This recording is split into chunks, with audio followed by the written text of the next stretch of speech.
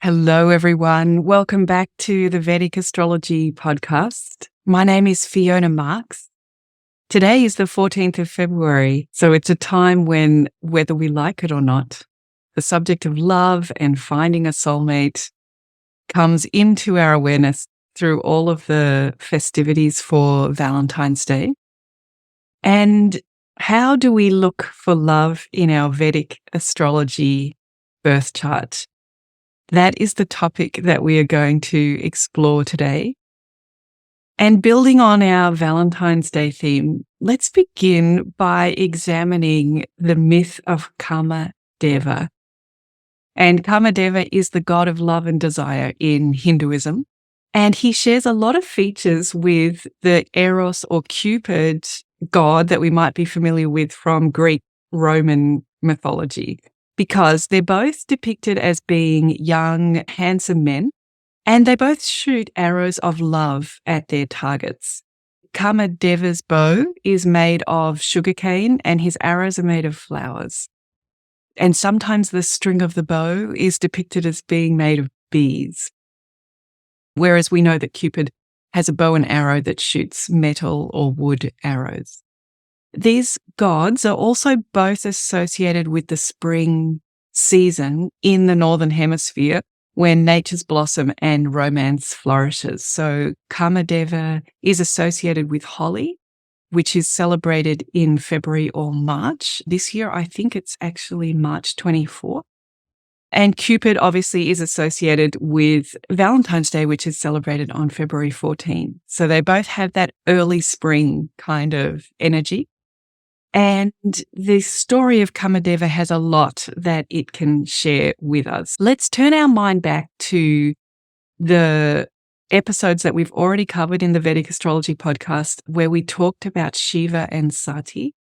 Sati was Shiva's wife. She was the daughter of Dakshin, and Dakshin was having a big festival party, but he didn't invite Shiva and Sati because he thinks that Shiva is a bit uncouth and not presentable to polite society. So Sati, his daughter and Shiva's wife, takes great offense at this, and she goes to the party and she ends up being so infuriated by her father's insults towards her husband that she bursts into flames.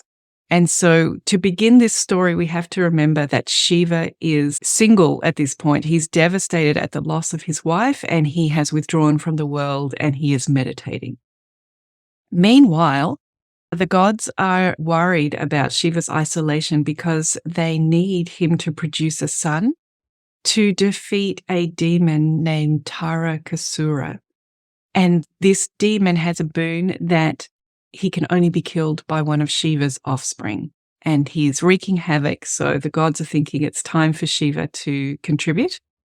And they ask Brahma, the creator, for a solution, and he suggests Kamadeva, who is the god of love and desire, to awaken Shiva from his meditation trance and make him fall in love with Parvati. Because Parvati is actually the reincarnation of Sati, and she has deep devotion to Shiva. So this is the plan. We have to know at this point that Kamadeva is maybe a little reluctant to take on the task because he knows that Shiva is very powerful. And he's also happily married to Rati, the goddess of pleasure and beauty, and he doesn't want to risk losing her. But he understands the quest and he takes on this role that the gods have allocated because it's his duty. So he sneaks into the palace where Shiva is meditating, or into the grounds where he's meditated and being guarded. And he creates a spring, a flowing spring of water that distracts all of the guards that are looking after Shiva. And then he sneaks into Shiva's very room as a fragrant spring warm breeze. And once in Shiva's room, he fires his arrow, his love arrow, and sure enough, it distracts Shiva. This flower-tipped arrow hits Shiva's heart and it fills him with desire for Parvati, who is nearby worshipping him. Shiva is furious to have been disturbed from his meditation with such a worldly experience, and he immediately opens his third eye and burns Kamadeva to ashes, just disintegrates with this glance from Shiva. And Rati, who's Kamadeva's wife, is heartbroken and begs Shiva to spare her husband's life. And Shiva apologizes and promises that Kamadeva will be reborn. And Parvati is also saddened by Kamadevi's fate, but she doesn't give up on her love for Shiva, and she does penance to win Shiva's heart. And she performs many difficult tasks. Through all of this penance, what actually happens is she realizes her true self. Through that austerity, she comes to the truth of who she really is. And once she realizes that she is Sati and she is able to operate from that core truth of who she is, of course, instantly Shiva can recognize who she is as well. And they do reconnect, and they have this son. The son is named Karakas, and he goes and defeats Darakaraka. So that part of the prophecy is fulfilled. But meanwhile, the ashes of Kamadeva, as Shiva promised, he put them back together, but in the blast of the gaze of Shiva's third eye, Kamadeva's role of desire was dispersed, disembodied all through the universe, and desire flooded through the universe. And when these ashes were put together, it actually ended up creating a demon called Bandasura. And this demon had a boon from Brahma that this demon could take away half the masculinity of anyone who attacked him. Suffice to say, that was enough deterrent that none of the male gods wanted to have any risk of that.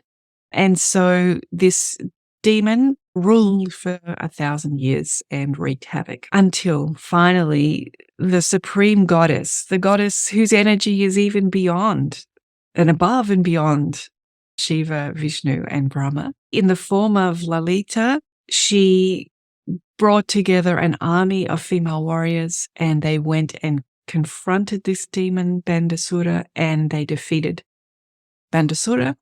At that moment, she freed the original Kamadeva from this very strange reconstruction that had happened, and he was now back embodied in his original form, and his devotion was to the goddess. All of that desire and love was to her, and he just wanted to be by her side at all times. And the goddess understood this, and she integrated Kamadeva into herself.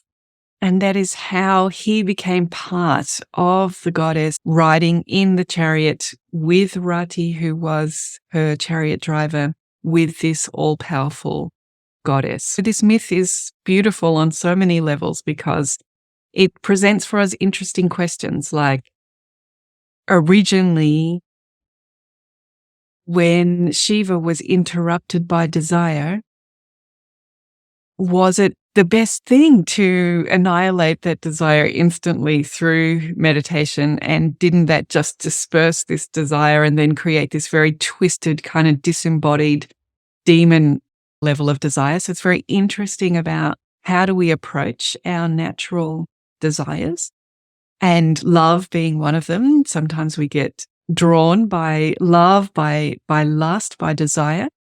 It's very interesting both with Kamadeva and with Cupid, this idea of arrows, that feeling of really falling for someone. Maybe that even feels like it doesn't even come from inside the self. It comes from these arrows. So I think that's really interesting. And I also think that the story is very beautiful for Parvati in realizing her true self, and that it is perhaps when we are very honest with ourselves and maybe even we feel like we've lost everything, that we go deeply into who we truly are, what we're truly worth, and recognize our true value. And from that space, then the partner that we attract is very powerful and very authentic. So I think that's a beautiful twist in this story.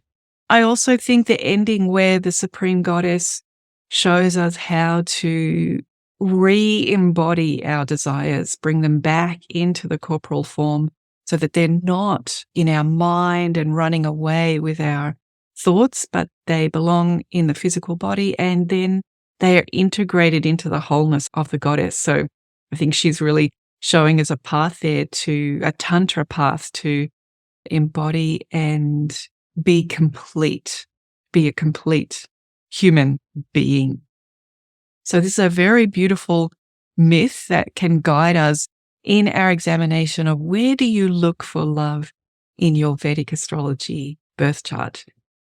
And of course, there are many places to look for love in a Vedic astrology birth chart.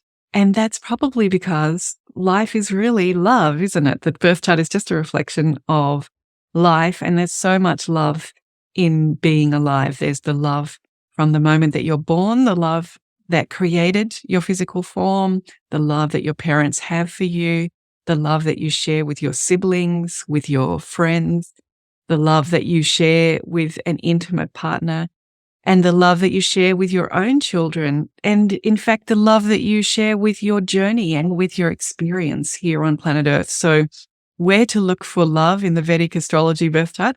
There's no shortage of places. But really, when we ask ourselves that question, we're probably thinking about where to look for our partner, where to look for our soulmate, where to look for intimate love, a life partner that I can share my life with. And perhaps the most obvious place to look for that in the birth chart is in relation to the seventh house. So if you get out your birth chart or your client's birth chart and you think about the layout of the chart, we have the first house, which is in the whole house, whole sign system of Vedic astrology. The first house is the sign that was rising on the eastern horizon. And it is the beginning of the journey, the beginning of the life path and of the body and of the personality. So we ground ourselves in understanding the first house.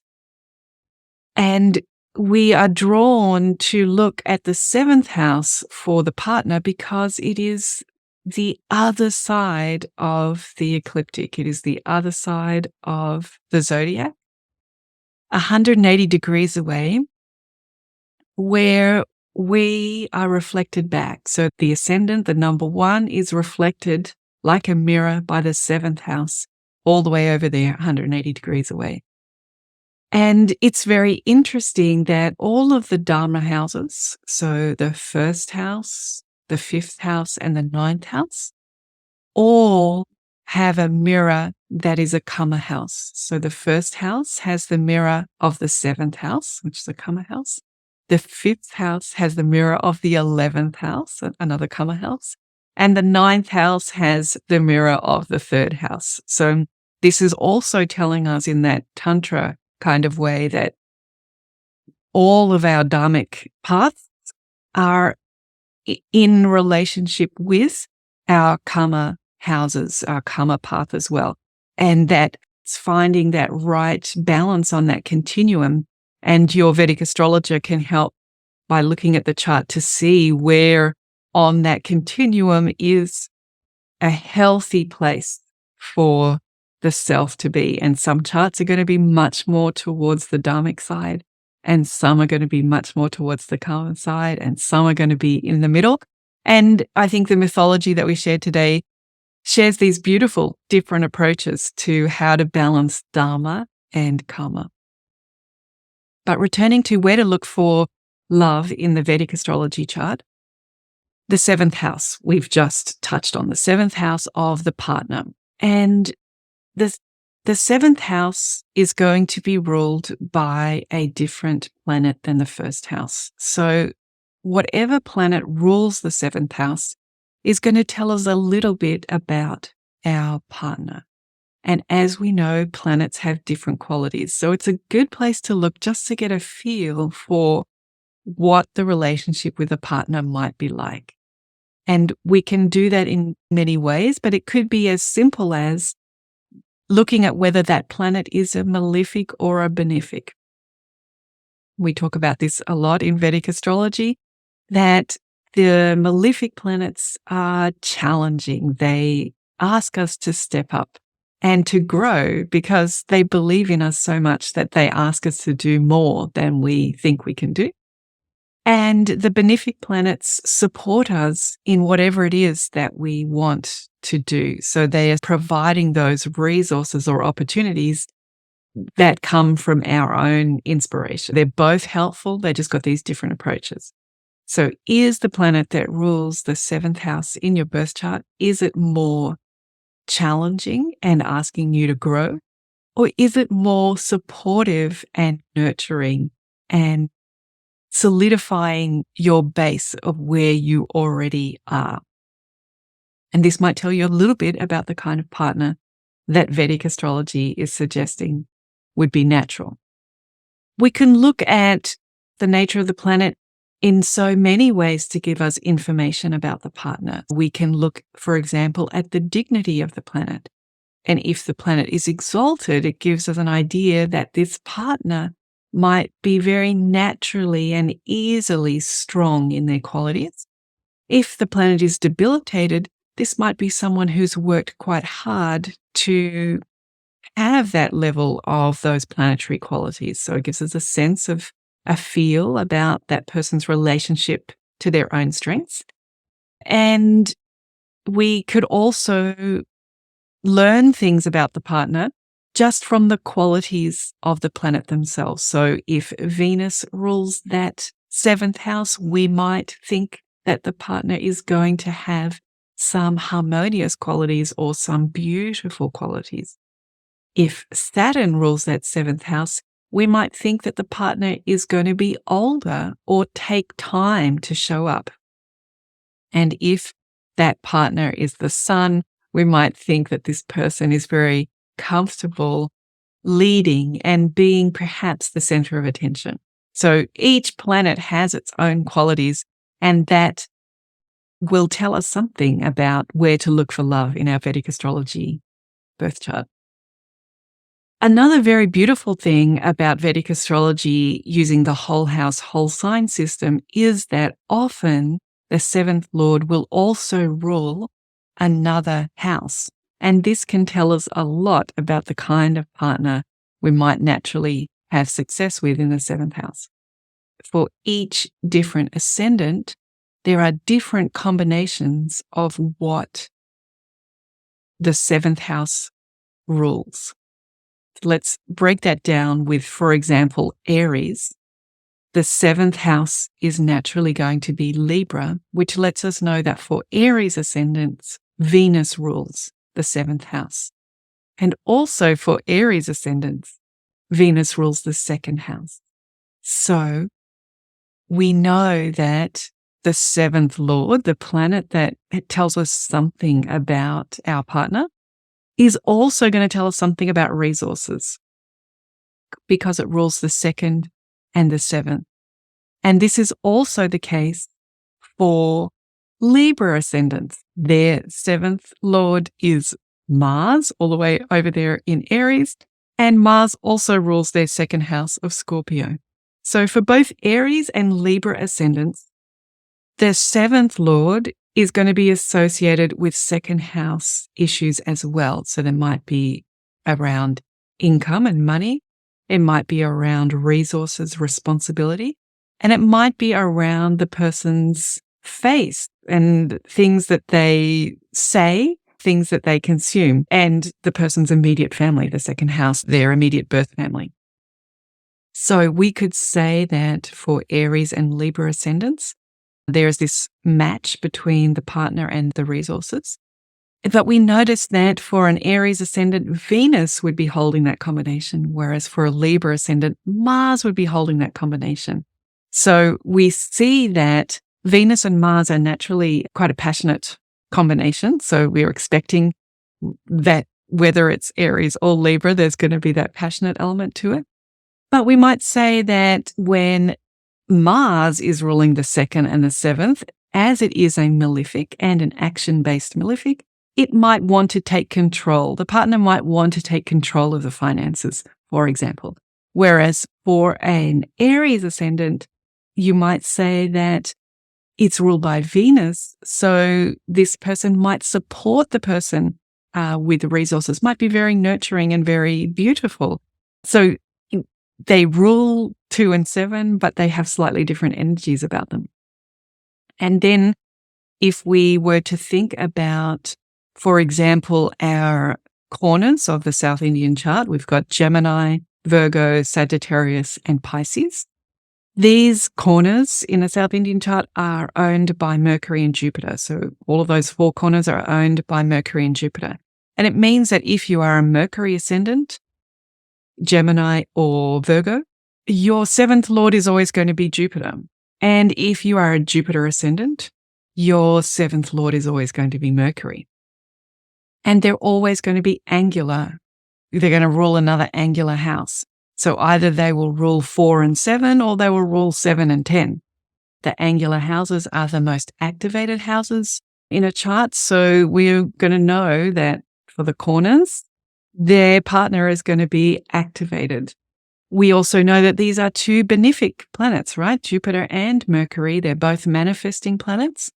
And they might be activated on angle. They could even rule the 7th and the 10th. So very activated, very manifesting. That gives us a completely different energy than we were talking about with Aries and Libra ascendants.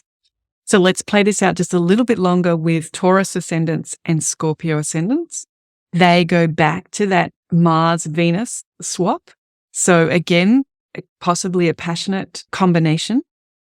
And in this case, the 7th lord will rule the 12th. So if you're a Taurus ascendant, Scorpio would be your 7th and Aries would be your 12th.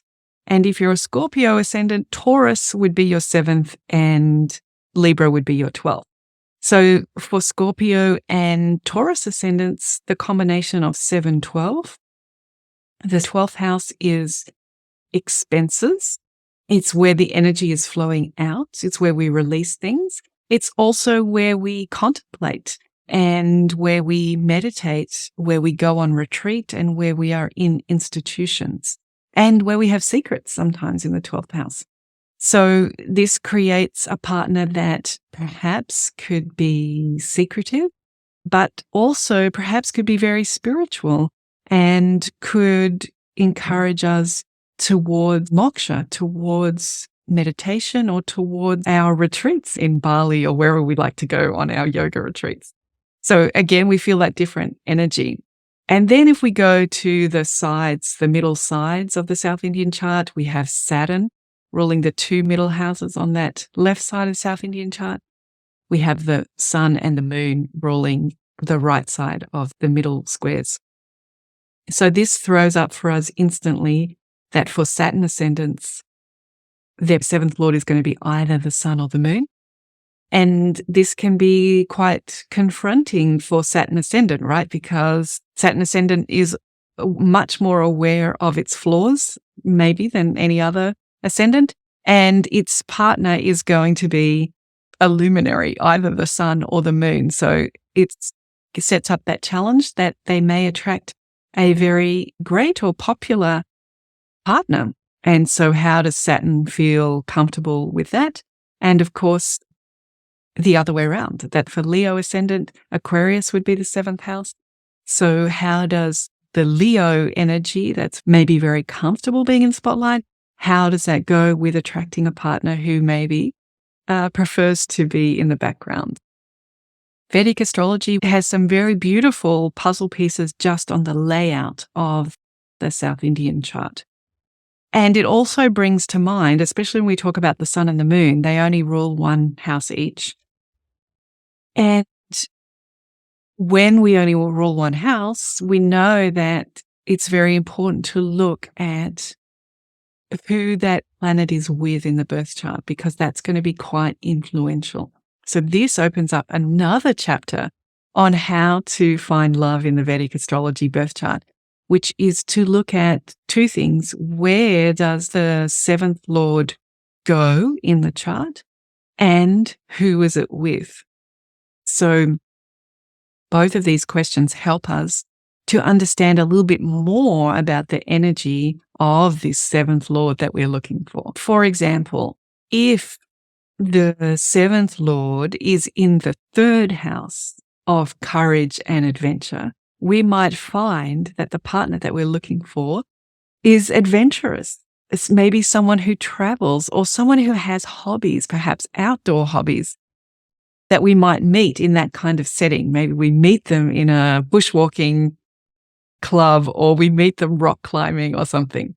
Whereas if that seventh lord is with the fifth lord or is in the fifth house, it's very graceful placement because the fifth house is a trinal house. It relates to creativity. It relates to play, romance, and it relates to children. So we might find that partner who's delighted by children, who's very playful, who has a sense of grace about them, and so on. Whatever planet it's associated with or whichever house it's gone into, some of that flavor is going to be added to the partner that we're looking for.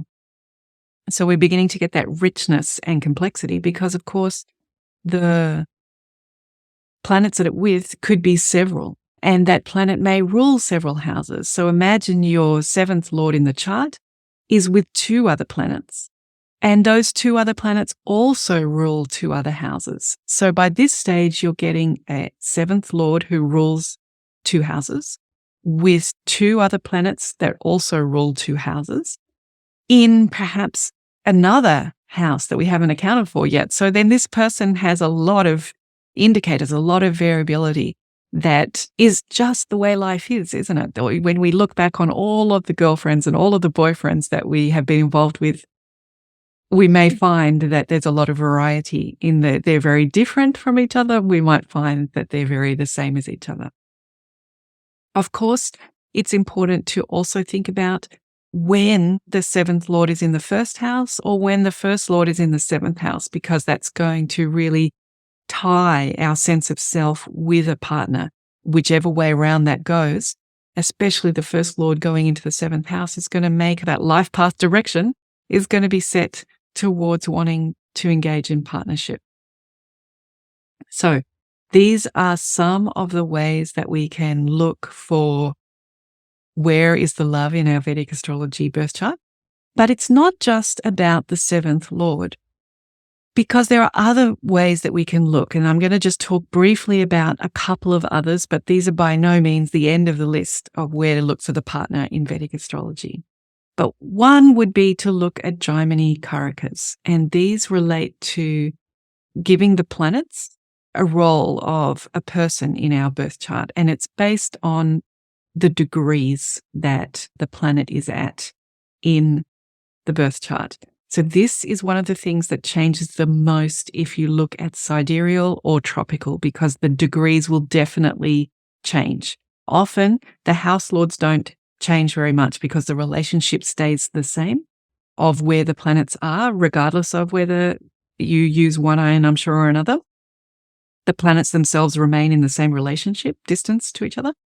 But with sidereal and tropical, you will get different Jimini Karakas generally. And we think about the Darakaraka, the partner, as being the planet that has the lowest number of degrees, so that whatever planet is at the start of the whichever sign, any sign. So this Darakaraka may give us information about the partner that we're looking for. And just like the seventh lord, it will be a particular planet. And then we'll be looking for those qualities. And we'll be watching what sign that Darakaraka is in and what natural signs that it rules. So that'll tell us something about the kind of partner that we're looking for. So now when you're looking for your partner, you might have all of those seventh house indications, including what it rules, where it's placed, and who it's with. And now you can also add on the Darakaraka, what it rules and where it's placed, how it's interacting with other Jimini Karakas, including the Atmakaraka to represent the self. And it's not just that either, because we can also look at the generic Karakas for husbands and wives. So if you're looking for a wife, Venus can help us say something about that. And if you're looking for a husband, Jupiter can help us. So how is Venus doing in the chart? And how is Jupiter doing? And just like we did right back at the beginning, what is the dignity of these two planets, or the one that you're interested in? This will tell us a little bit about wives or husbands. and where is it placed and what is it going through in its place in the birth chart. So you can see that there are many places to look for the partner in the Vedic Astrology Birth Chart. And I think that this reflects that we are all very complex, our individual selves, and of course the partners that we look for. And in some ways, this is only more and more true the older and older we get, because then the partners that we're looking for have even more life experience than our original high school boyfriends and girlfriends. So just like we're all complex and our partners are all complex, but all human beings are just made of DNA. And when you boil down the DNA, it's fundamentally very simple elements. There's some carbon, some nitrogen, some phosphorus, and all of this variety is made. And it's a bit like that, isn't it, with these indicators for the seventh, for the partner that we're looking for. That we're taking very simple things. What's the seventh lord? What's the Darakaraka? What's the generic Karaka? But when we mix them together, it can create an enormous amount of variety. And thinking about those fundamental Karakas, just Jupiter and Venus, bring to our awareness that the Vedic Astrology Birth Chart can also tell us about our obstacles to love. While the chart is full of love, every house is our loving relationship with our immediate family, with ourselves, with our friends, with our practices, with our daily routines. Wherever you go in the chart, it's all about love. And the chart can also help us to see where are those obstacles to love? Where are there going to be bumps on the road? And why that comes to mind with Venus and Jupiter is because Venus, as well as being a generic Karaka for wives, in some ways it's a generic Karaka for love, right? It's the goddess of love. And if we see that there are challenging aspects to Venus, then we know that these obstacles might play out in this search for where is love in my Vedic Astrology Birth Chart. So some of the things that one might like to have a look at in answering this question, where is the love, is to have a look what's going on with Venus. For example, is it being starved by the moon? And this might be happening if it's in the sign of the moon, if it's in Cancer, or if it's receiving a planetary aspect from Cancer. And if that is the case, then we may find that the moon is starving Venus by making the person feel like all of their problems will be solved if they can have a great romance, if they can meet all of their emotional needs with this great love story. So the moon, when it's starving, over personalizes things, and we put that together with this Karaka of love, and it's like we get completely taken in by the rom-com and the fairy tales, and it feels like the solution to everything is love and is to find a partner. So the moon can starve Venus. That might provide a bump on the road to finding love in the Vedic Astrology Birth Chart. Venus could also be located with Saturn. And even though these two planets are friends, whatever planet Saturn is with, it ends up starving it just from the nature of Saturn and its role in everybody's chart. If we go and have a look at our Lajjitaadi Avasthas periodic table, we're just talking about DNA. This is my love of chemistry, that of course, when I think of Lajjitaadi Avasthas, I think of them as being on the periodic table. So we have a look at Venus being starved by Saturn. Then we see that, yes, a conjunction is required, and that Venus is all about fulfillment in relationships. That's Venus's role, and Saturn is about hard work and lack.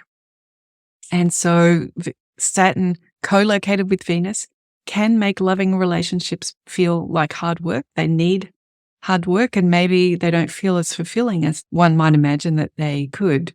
And so it could be the case that the person will have a spouse with burdens or it might take away from the person in the chart from their great work. This lack of fulfillment can lead Venus want to escape and indulge in things, and it can drain a person's energy and feel a lack of rejuvenation. So a couple of things to think about when we're looking for where to look for love in the Vedic Astrology Birth Chart is to think about the Lajjitaadi Avasthas and what might be happening with Venus. But of course, that's not all. As well as the chart being full of love, it's full of bumps and obstacles. So there are other Lajjitaadi Avasthas that might get in the way. And we could think maybe about any of these shamed Avasthas, perhaps if they were involving Venus, or if they were involving the seventh lord being shamed, then they might also provide quite significant obstacles. So let's have a look at, for example, if Venus and Mars would be located with a node, for example, and that might create excess passion if it's with Rahu. So that side of the relationship just takes over and is wasting energy that really would be there for being satisfied, but it keeps being spent. Or it might cause the person to internalize their passions and have a secret addiction to porn or a secret relationship with pleasure and sensuality. So as we said, just as the Vedic astrology chart is full of love, it's also full of potential roadblocks as well. And talking about shamed Avasthas reminds us that if the seventh lord is with a node, regardless of whether it's causing shamed or not shamed, just maybe they're just located together, that can also create interesting combinations with your romance, because nodes always, they're like Alice through the looking glass. They turn things in a way that you wouldn't expect. And so it means that your partner might be unexpected, might be strange, might be a foreigner, something unusual. Maybe that's on the Rahu side, and maybe on the Ketu side, maybe a sense of the partner is not as fulfilling, or the partner doesn't feel as fulfilled as they would like to. So we've talked about that it could be a Lajjitaadi Avasthas that is providing a speed bump on the road to finding love. In a Vedic astrology birth chart, it could be being located with a node. Also, we want to think about the Shad bala. We want to think about the Dig bala of particularly those feminine planets like Moon and Venus, because the role of Moon and Venus in Shad bala is to provide emotional fulfillment.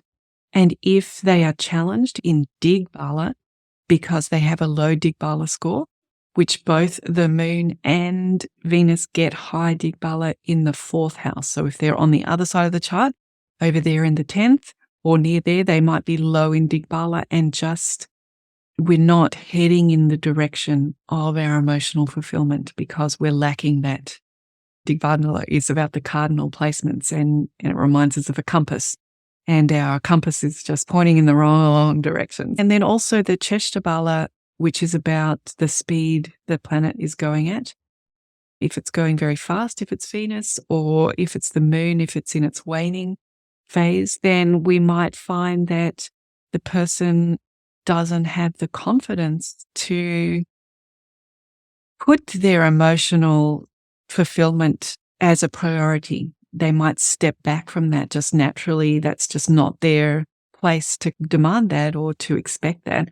And that can lead them to not reaching out for love. So there are different places in the chart that help us to see where to find love in our Vedic astrology birth chart. And as we wrap up our discussion about where to look for love in the Vedic astrology birth chart, we can turn our mind to a couple of previous episodes here on the Vedic Astrology Podcast back in season 1, when Ernst Wilhelm came and spoke to us generously for a couple of episodes about how to find more love in your life. And in that series on YouTube, he talks about what we've just talked about, that love is the currency, or I don't know, the fiber of living, and it's everywhere. It's an expression of our true self, an expression of pure consciousness. But he works through in these videos some of the beliefs that we may have that are making it difficult for us to flow in that experience of love. And it's very deep program, very confronting in some ways. It's got practical homework to do. And if anybody wants help with their homework, wants someone to read it, feel free to reach out to me. So somewhere that you might like to go is to go check in with Ernst, How to Find More Love in Your Life. And it brings us right back to that mythology that we talked about, that it was Parvati really, truly knowing herself. That is what fulfilled her life with love. It was not chasing after someone or humiliating herself in any way. It was truly and authentically knowing her value and her worth and her true identity. So I think it's very inspiring to remember that it is when we truly know ourselves that love can very easily flow in.